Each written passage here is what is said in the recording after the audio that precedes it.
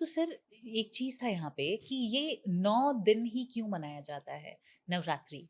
और रात्रि क्यों कहा जाता है इसको? देखिए, जो उपासना का जो सबसे सही समय माना गया है, जी। विशेष रूप से माँ भगवती की, हुँ, हुँ। जैसे आप अगर दक्षिणेश्वर काली तंत्र पढ़ेंगी, दक्षिणेश्वर काली तंत्र में भी यह वर्णन मिलता है कि रात्रि उपासना जो हुँ, हुँ। महानिषिद्ध काल कहा जाता है, लगभग 11:40 39 से नित्य जो है यह महानिषिद्ध काल आरंभ हो जाता है और लगभग 12:40 या पौने 1 बजे तक यह समय रहता है। सबसे उपयुक्त समय तप का यही माना जाता है और कहते हैं कि अगर जो है मध्य रात्रि महानिषिद्ध काल में हम तप करके मंत्र जाप करते हैं, तो जो मंत्र जाप हमें जो है 1 वर्ष या कई वर्षों में सिद्ध होता, वह कुछ ही दिनों में या 1 दिन में ही उसकी सिद्धि हो जाती है। जी। और दूसरा, 9 दिन या नवरात्रि का इसको इसलिए कहा गया कि माँ भगवती का जो सात्विक जो गृहस्थ जीवन का रूप है, जो माँ भगवती, अब यहाँ 2 चीज़ों का ज़िक्र आता है। पहला,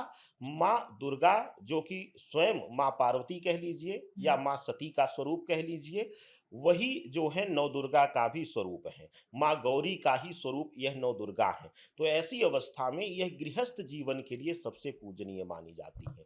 9 रूप जो हैं, विशेष करके माँ दुर्गा के एक-एक बिंदुओं पर नियंत्रण रखते हैं। जैसे ज्योतिष शास्त्र में आप देखेंगी 9 ग्रह मिलेंगे जी, आपको, ठीक है? जी। विशेष रूप से अगर आप देखेंगी तो 9 अंक मिलेंगे। हुँ। भई 9 के ही पूर्ण जो अंक हैं वह 9 ही 9। नियंत्रित कर रहे हैं जी। पूरी सृष्टि के अंक गणना को। हुँ। तो बहुत सारी चीज़ें जो हैं और इसके साथ ही जब माँ दुर्गा के 9 रूप का 9 दिन का स्वामित्व देकर के हर एक दिन जो है विशेष रूप से यहाँ समझिएगा कितना हमारा जो सनातन है, वह कितना पुराना और सटीक है, इसको समझिएगा कि कहा गया है कि माँ दुर्गा के लिए प्रथम शैलपुत्री द्वितीय ब्रह्मचारिणी। हुँ। 9 रूप जो है, एक-एक दिन आपके जीवन का मूल आधार बताता है स्वाति जी। आप ध्यान से 9 रूपों के नाम का बस वर्णन सुनिएगा।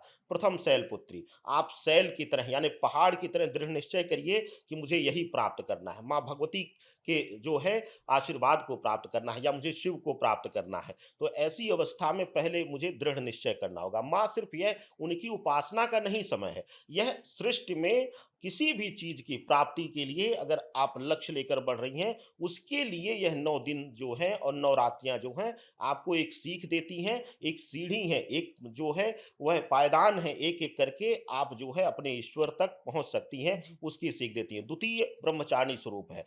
ब्रह्मचारिणी क्या है?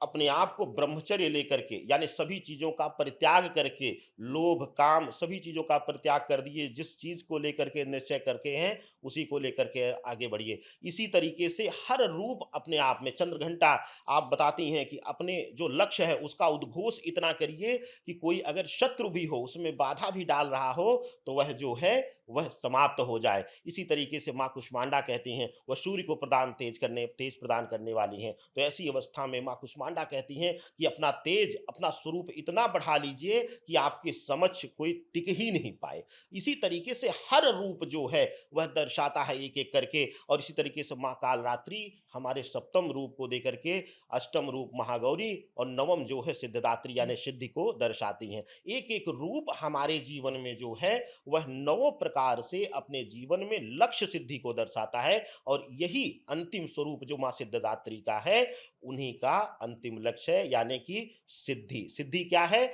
कोई भी चीज़ हो, चाहे वो मंत्र की सिद्धि हो, सिद्धि का अभिप्राय ही है उसको सिद्ध करना यानी उसको प्राप्त करना। देवताओं ने भी माँ सिद्धिदात्री का जो है स्मरण करके, उनकी पूजा-आराधना करके कई जगहों पर वाल्मीकि रामायण में भी ज़िक्र आता है कि भगवान श्री राम ने भी माँ सिद्धिदात्री की पूजा करने के बाद ही जो है लंका पर आक्रमण किया। तो यह जो 9 रूप हैं, ये जी। हमारे सृष्टि की संरचना का है, सृष्टि का आधार है और 9 दिन, 9 दिवस जो है 9 ग्रहों पर नियंत्रण रखने वाले हैं और यही 9 ग्रह जो हैं हमें और साथ-साथ इस धरा पर कोई भी अगर ईश्वर भी कभी स्वाति जी आए हैं, मैं तो बार-बार अपने जितने भी मंचों पर मुझे अवसर मिलता है, मैं बार-बार कहता हूँ, कभी भी ईश्वर धरा पर नहीं आए हैं, कभी भी ईश्वर ना धरा पर आएँगे। उनको सहने की ताकत धरा में है ही नहीं। सही बात। अगर उनका एक अंश मात्र भी धरा पर पड़ता है तो धरा पर प्रलय होता है, युगांत होता है, यानी जी। युग का अंत होता है।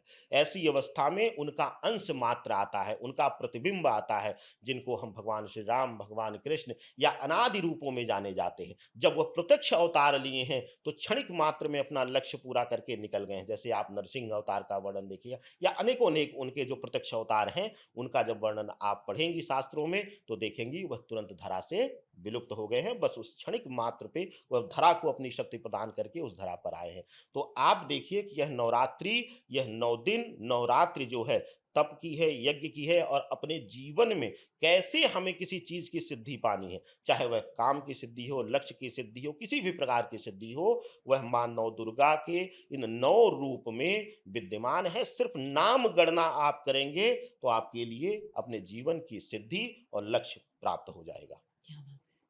क्या बात है! सर, कलश स्थापना पे पहुँचते जी। हैं क्योंकि नवरात्रि शुरू हो रही है। सबसे पहले तो मैं ये जानना चाहूँगी कि मुहूर्त क्या है सही कलश स्थापना का? बिल्कुल स्वादिष्ट। देखिए, सबसे सर्वोत्तम है कि इस दिन जो है संध्या बेला तक 22 तारीख को, जी। 22 सितंबर को प्रतिपदा तिथि है हुँ, हुँ। और पूरे दिन जो है उपयुक्त मुहूर्त है। बस प्रातः काल में लगभग 7:12 से लेकर के लगभग आप समय अनुसार, क्योंकि आप जानती हैं अगर आप पूर्वोत्तर हिस्से में हैं या पश्चिमी हिस्से में या दक्षिणी हिस्से में, तो 15 से 20 मिनट का राहु काल का अंतर आता है। बस आप लगभग 7 बजे से लेकर के साढ़े 9 बजे तक का समय जो है अवॉइड कर जाइए। या तो इसके पहले शुरू कर दीजिए कलश स्थापना की विधि, या तो साढ़े 9 बजे के बाद शुरू करिए। जी। संध्या बेला, गोधूल बेला तक आप जो है इस बार प्रतिपदा तिथि में कलश स्थापना कर सकते हैं। आपके लिए 22 तारीख में सिर्फ आपको राहु काल की वर्जना है, राहु काल वर्जना करके आप कलश स्थापना मुहूर्त कर सकते हैं। जबकि एक चीज और आपको बता दें कि राहु काल का जो वर्णन है, इसका जो प्रभाव है, वह दक्षिण भारतीय ज्योतिष में ज्यादा गणना इसका किया जाता है। उत्तर भारतीय ज्योतिष में फिर भी इसको विशेष मुहूर्तों पर, विशेष पूजन में, जैसे विवाह का हो, जी। लग्न सगाई का हो या माँ कलश स्थापना हो माँ का, तो ऐसी अवस्था में राहु काल की वर्जना का भी कोई जिक्र नहीं मिलता है। लेकिन आज के समय में क्योंकि लोग जो हैं टीवी चैनलों पर, अनेकों अनेक जो है डिजिटल चैनलों पर हुँ। बैठ करके कुछ न कुछ डरा रहे हैं, तो आपके मन में कोई भेद ना रहे, कोई भेद ना रहे, तो ऐसी अवस्था में आप जो है आपके मस्तिष्क में अगर राहु काल की वर्जना चल रही है तो अवॉइड करिए। नहीं तो राहु केतु सभी काल पर नियंत्रण करने वाली ये स्वयं माँ भगवती हैं और उनकी पूजा और उनकी स्थापना के लिए सिर्फ भाव होना चाहिए, भक्ति होनी चाहिए और प्रतिपदा तिथि होनी जी, चाहिए। बिल्कुल यही सही बात। उदया तिथि में ज़रूरी है, बाकी किसी चीज़ की वर्जना की ज़रूरत नहीं है स्वाति जी। जी। सर, कलश स्थापना करते क्यों हैं? स्वाति जी, बहुत अद्भुत प्रश्न है ये। मुझे लगता है कि 70 से 80% लोगों के अंदर यह भ्रांतियाँ होंगी। कलश स्थापना जो है, माँ दुर्गा जो हैं, ऊर्जा, शक्ति की कारक है। इसीलिए जो स्त्री को कहा गया है कि वह शक्ति है। भई आप अगर आज के समय से भी गणना करें, आज विज्ञान मानता है ना कि हमारे शरीर की जितना सभी हड्डियों को तोड़ने में दर्द होगा, उतना एक स्त्री को प्रसव काल के दौरान दर्द होगा जी। और फिर भी वह जीवित बच जाती है। हुँ। यानी कि मृत्यु से लड़ने की ताकत स्त्री के अंदर है, हुँ। नारी शक्ति के अंदर है। इसीलिए भारतीय सभ्यता में, सनातन में जो है 16 वर्ष तक जो है कन्या पूजनीय रहती है। शास्त्र में कई जगहों पर विधान है कि 16वें वर्ष के बाद हुँ, हुँ। कन्या को सुंदरी शब्द से संबोधित करना चाहिए। उससे पहले सुंदरी यानी आकर्षण के रूप में, यानी उसको जो है स्त्रीत्व के रूप में संबोधन नहीं होना चाहिए। शास्त्र प्रमाणित है। और थोड़ा-सा अपने विषय से हट करके बोला, लेकिन बहुत ज़रूरी यहाँ पर बोलना हो जाता है। हुँ, हुँ। आजकल आपने सुना होगा कइयों कथावाचक ने इस पर जो है बोला और उनके ऊपर एक विशेष वर्ग जो है स्त्री स्वरूप में आ गया चिल्लाने, चीखने मीडिया में। लेकिन मैं बार-बार कहता हूँ, स्त्री या स्त्रीत्व गंगा का वह धार है जो दोनों किनारों के बीच अपने आप को अगर मर्यादित रखेगी तो वह पूजनीय है। और मर्यादा हर चीज का समय अनुसार होना चाहिए। जो आज कानून जिस पर विचार कर रहा है, शोध कर रहा है, वह हमारा शास्त्र, सनातन शास्त्र बरसों पहले बोल गया है। विवाह के लिए, स्त्री के विवाह के लिए इसीलिए बोला गया है कि 16वें वर्ष के बाद, ये हमारा सनातन कहता है, कानून जो कहता है उसको बाद में गणना करिएगा। सनातन कहता है 16वें वर्ष के बाद सुंदरी कहिए, और जब उस स्त्री के अंदर मानसिक परिपक्वता आए और शारीरिक परिपक्वता, कितना हमारा शास्त्र जो हुँ, है सुंदर है कि कहता है कि स्वाति जी हो सकता है 16वें वर्ष के बाद ही शारीरिक युवा हो जाएं, लेकिन मानसिक युवा वो नहीं हुई है, हुँ, मानसिक रूप से तैयार नहीं। तो शास्त्र कहता है वहां भी स्वाति जी का विवाह नहीं होना हुँ, चाहिए, हुँ, हुँ। अभी वह कन्या स्वरूपी है। तो ऐसी अवस्था में हमारा सनातन हमेशा से स्त्री प्रधान है, शक्ति प्रधान है, जी, और यही माँ भगवती जो हैं वह शक्ति प्रदान करती हैं। अब आते हैं आपके मूल कलश, प्रश्न पर, जी। कलश पर। कलश स्थापना क्यों किया जाता है? कलश में आप देखेंगी विशेष प्रकार की जो है औषधियों को डाल करके, चंदन को डाल करके, हल्दी की गांठें डाल करके, लौंग इलायची को डाला जाता है, इन दूर्वा डाला जाता है। हुँ, विशेष रूप से चांदी का सिक्का उसमें डालने का प्रावधान है, और तब जाकर के उसमें गंगा जल मिश्रित जल भर करके, और उसमें जो है विशेष रूप से स्थापना किया जाता है। क्यों स्थापना किया जाता है? माँ का ही एक स्वरूप है, माँ शीतला का, जी। यानी शीतलता प्रदान करें। माँ उग्र है, किसी भी रूप में आप देख लीजिए। माँ मातृत्व भाव में बस शांत है, हुँ, लेकिन उनके अंदर शक्ति भरी हुई है, जी, और वह हमेशा उग्र रहती हैं। इसीलिए आप देखेंगी कि जहाँ वह अभय मुद्रा में है, आशीर्वाद मुद्रा में है, वहीं जो है 7 भुजाएँ जो हैं, वह हुँ, शस्त्र से सुसज्जित भी हैं। जी, यानी जी। किसी भी अवस्था में वह युद्ध के लिए तैयार रहती हैं, नकारात्मकता से, नकारात्मकता के दमन के लिए। हुँ, तो जब भी हम माँ दुर्गा के शक्तियों का आवाहन करते हैं, हम उनको निवेदन करते हैं कि हे माँ आप विराजिए। जब आप पूजा करती हैं, जब आप पूजा करने जाती हैं, तो आप माँ भगवती का आवाहन करती हैं कि हुँ, हे माँ आप 9 दिनों तक विराजमान होइए, और मैं प्रतिज्ञा लेती हूँ कि 9 दिनों तक आपकी सेवा भाव करूँगी, नित्य आपको सुबह और शाम संध्या बेला का पूजन करके मैं आपको भोग लगाऊँगी। तो ऐसी अवस्था में जब माँ आती हैं, तो कौन आएगा उनके आगे? दक्षिणेश्वर काली तंत्र में जिक्र मिलता है, आपने पूजन कराया होगा, 64 योगिनियाँ आती हैं, जी, सबसे पहले। हुँ, उससे भी पहले जो है हनुमान जी चलते हैं। हुँ, धरा पर जहाँ भी माँ भगवती जाएँगी, जहाँ भी माँ भगवती का स्वरूप जाएगा, वहाँ अग्रज हनुमान जो हैं, एकादश रुद्र जो है, चल कर के संदेश देते हैं, और वहाँ की स्वच्छता का, प्रामाणिकता का संकेत माँ को देते हैं। और तब बटुक भैरव, 11 बटुक भैरव जो हैं, स्वयं शिव जो रूप लेकर के माँ भगवती की रक्षा के लिए हमेशा धरा पर विद्यमान रहते हैं, वह 11 बटुक भैरव आगे चलते हैं, और उसके पीछे 64 योगिनियाँ चलती हैं। हुँ, 64 योगिनियाँ स्वाति जी इस पर विशेष दृष्टि में डालूँगा, लेकिन अभी सूक्ष्म में बता दूं कि 64 योगिनियां माँ काली की वह शक्तियां हैं, वह चांडाल युति है, जो कई बार जिक्र आता है, त्रिदेवों से भी शक्तिशाली है। किसी भी शक्ति का मर्दन करने की ताकत उनके अंदर है। वह प्रेतीय शक्तियां हैं जो माँ हुँ, भगवती के काली के अधीनस्थ आती हैं। तो ऐसी अवस्था में जब इतनी शक्तियां एक साथ आती हैं, तो उनको शीतलता प्रदान करने के लिए, उनको स्थिर करने के लिए एक कलश स्थापना किया जाता है, जिसको अस्थिर नहीं किया जाता। आपने देखा होगा, कहा जाता है कि वह कलश हिले ना, जी, वह खंडित ना हो हुँ, कलश 9 हुँ, दिनों तक। हुँ, तो ऐसी अवस्था में वह कलश वरुण देव और माँ शीतला के रूप में वहाँ शक्तियों को जो है संचित करने के लिए, हुँ, एकाग्र करने के लिए, शीतलता प्रदान करने के लिए कलश स्थापना हम अपने घरों में करते हैं, क्योंकि हम गृहस्थ आश्रम में हैं। हुँ, वह शक्तियाँ हमारे परिवार, हमारे कुटुंब पर कोई नकारात्मक ऊर्जा ना दें। वह जो कलश होता है, वह नकारात्मक शक्तियों को नियंत्रित करता है, अपने अंदर ऑब्जॉर्व करता है। उस जल को, जो उसमें जो गंगा जल है, उस जितनी भी नकारात्मक शक्तियां हैं उसकी शुद्धि करता है, और इसीलिए 9 दिनों तक वह जो है जल जो है सकारात्मक और नकारात्मक दोनों शक्तियों को नियंत्रित करता है। और उसके बाद जब हम कलश स्थापना यानी 9 दिनों का पूजन हो जाता है, तो दशमी तिथि में जो है हम उस जल का छिड़काव भी पूरे घर में करते हैं शुद्धि के रूप में। तो कलश स्थापना जो है शक्तियों को शीतलता प्रदान करने के लिए, उनको स्थिर करने के लिए, वह विचरण ना करें, एक स्थान लें, ऐसी अवस्था पे वहाँ हम अखंड कलश का जो है स्थापना करते हैं स्वाति जी, जी। जी, जी। यहाँ पर एक और 1-2 सवाल और आ जी। जाते हैं सर कलश स्थापना से।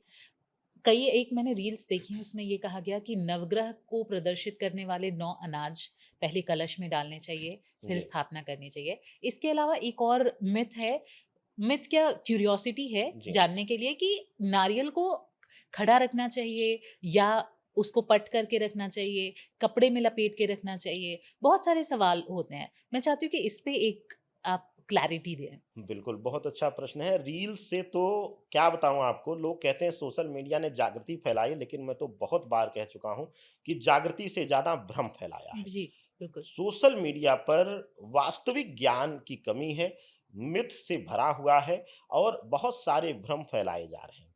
पहली चीज़ यह सुन लीजिए कि सनातन में सतनजा का ज़िक्र आता है, यानी 7 अनाज का ज़िक्र आता है। हुँ, इसी को जो है पूजनीय माना जाता है। तो सतअनजा जो है 7 प्रकार के अन्न कलश में डालने का विधान है। नवग्रह के रूप में हम कई बार जो अगर ब्राह्मण स्थापना करता है तो नवग्रह वेदी का निर्माण करता है, हुँ, 9 जगहों पर चावल का पुंज रखता है। नहीं तो हम स्वयं जो है वहाँ पर सुपारी रख करके नवग्रह मान लेते हैं, नवग्रहों के रूप में नियंत्रण किया। दूसरी चीज़, कलश जो है अपने आप में ब्रह्मांड की वह शीतल शक्ति है जो सभी, मैंने कहा कि सकारात्मक नकारात्मक ग्रह, ग्रह क्या है, ग्रह एक गणना का संकेत है, ऊर्जा को दर्शाने वाले संकेत मात्र के रूप में ग्रह, ग्रह कुछ नहीं करते हैं, बस वह संकेत देते हैं कि अगर यह ग्रह यहाँ पर स्थित है तो यह स्थिति बनेगी या इस तरीके की नकारात्मकता आएगी। तो ऐसी अवस्था में जो कलश है अपने आप में, उसमें नवग्रह भी हैं, उसमें विशेष रूप से अब क्यों इतनी सारी सामग्रियां डाली जा रही हैं, हरी इलायची डाली जा रही है बुद्ध के लिए, वहां पर हुँ, चांदी का जो है विशेष रूप से जो मैंने बताया आपको सिक्का डालने का विधान है। आजकल हालांकि लोग वही रुपया डाल देते हैं लोहे का, हुँ, वह महादोष आता है क्योंकि उसमें जो है शनि प्रधानता रहती है। तो ऐसी अवस्था में जो है थोड़ा सा आप लोगों को ख्याल भी रखना पड़ेगा कि भ्रम से, जैसा कि आपने अच्छा प्रश्न पूछा, तो ऐसी अवस्था में आपको वहाँ पर विशेष औषधियाँ डालने की जरूरत है।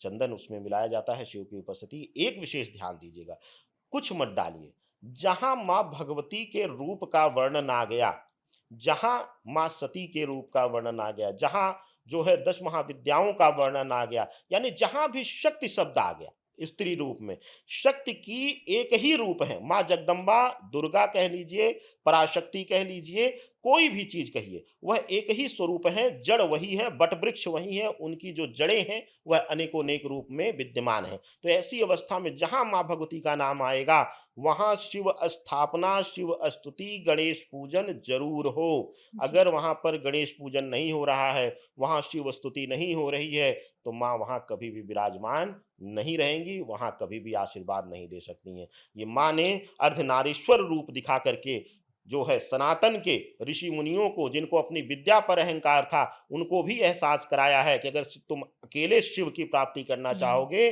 तो शिव नहीं मिलेंगे, और अकेले तुम माँ शक्ति की प्राप्ति करना चाहोगे तो नहीं मिलेंगे। यह दोनों एक दूसरे के आधे अंग हैं और इनको प्राप्त करने के लिए दोनों की सामूहिक आराधना आपको करनी ही पड़ेगी। तो ऐसी अवस्था में नवग्रह स्थापित करिए, कोई दिक्कत नहीं, लेकिन आप शिव की स्थापना वहाँ ज़रूर करिए, शिव पूजन ज़रूर करिए और शिव स्तुति के बाद ही आप जो है माँ भगवती की प्रार्थना आरंभ करिए। तो कलश में बेसिकली डालना क्या चाहिए? बेसिक बिल्कुल मैं पूछना चाहती हूँ, क्योंकि ज़रूरी नहीं है कि हर एक के पास चांदी हो और ये सारी जी, चीज़ें उपलब्ध हों, क्योंकि मुझे लगता है कि भाव महत्वपूर्ण होना चाहिए। बिल्कुल, तो बिल्कुल। क्या डालना चाहिए बेसिक चीज़ सर उसमें जो बहुत ज़रूरी होता बहुत है? उत्तम प्रश्न है। मुझे लगता है कि एकदम सही कहा आपने कि कई बार हम ऐसी जगह होते हैं या ऐसी अवस्था में होते हैं, हो सकता है 20 दिन पहले हम सक्षम हों, 20 दिन हुँ, बाद माँ भगवती हमारा परीक्षा ले रही हो तो हम ना सक्षम हों, और अगर भ्रम में आकर के हम नहीं करते हैं तो वो भी हमारे लिए पाप है। तो ऐसी अवस्था में कुछ नहीं होना चाहिए, सबसे सर्वोत्तम है जो है मिट्टी का कलश, हुँ, नहीं तो विशेष रूप से वहाँ पर जो है कांसे का कलश, या विशेष रूप से वहाँ पर तांबे का भी कलश रखा जाए। तांबा अगर रखा जाए तो वहाँ पर विशेष रूप से ध्यान देना पड़ेगा आपको कि उसमें मीठा स्पर्श ना हो पाए। जी। मीठा जब भी स्पर्श हो जाता है तो वह तांबा जो है दूषित हो जाता है, और ऐसी अवस्था में जो मुख्य चीज़ें हैं, आपको उसमें पीला चंदन हो या सफ़ेद चंदन हो, कलश में पड़ना चाहिए।